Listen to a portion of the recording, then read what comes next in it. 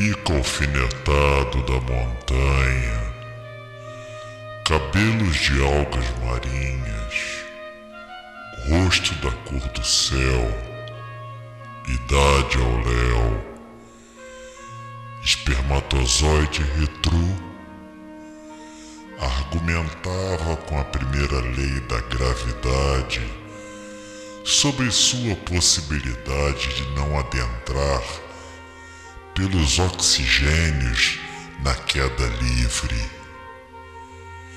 Caso houvesse um veredictum, desequilíbrio e projeção, os O2 e suas refrescantes propriedades, mesmo que momentâneas, proporcionariam ao nosso personagem breve intermezzo entre o céu e o inferno.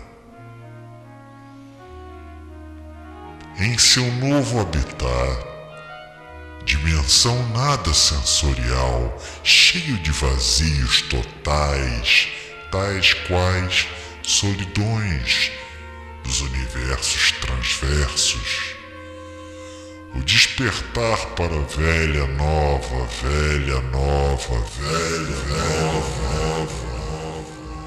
e realidade, função atemporal segundo o Criador dos tempos atemporais.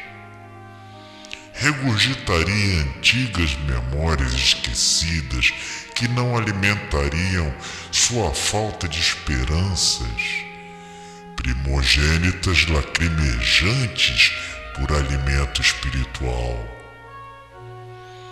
As suas descompanhias, sempre atormentantes, de argumentos sem sons, mas de caracteres telepáticos, viajavam por ruelas desertas de seu dissimulante cérebro.